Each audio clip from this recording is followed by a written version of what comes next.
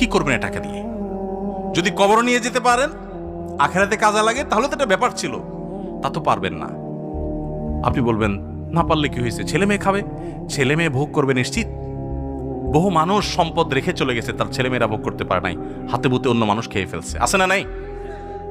সবচেয়ে বড় হতভাগাকে জানেন? আল্লাহর জমিনে সবচেয়ে বড় দুর্ভাগা, সবচেয়ে বড় বেয়াকুব এবং নির্বোধ মানুষ হলো সে, যে যাদের জন্য চুরি করবে তারাও সে দায় নিবে না। কিয়ামতের দিন ছেলে আয়সা বলবে না, আব্বা চুরিদারি ডাকাতি 2 নম্বরই যা করছেন, ঘুষ সুদ যা খাইছেন আমাদের জন্যই তো খাইছেন, আল্লাহ আমার আব্বারা জাহান্নামে দিয়ে না, আমাদের নিয়ে যান।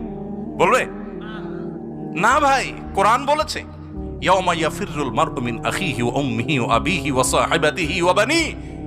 সন্তান বাপকে দেখে মাকে দেখে পালাবে, যে না জানি আজকে কোনো কিছুর জন্য ধরে। সবাই ইয়া নাফসি করবে। যাদের জন্য চুরি করবেন ওরাও দায় নিবে না, আপনার মতো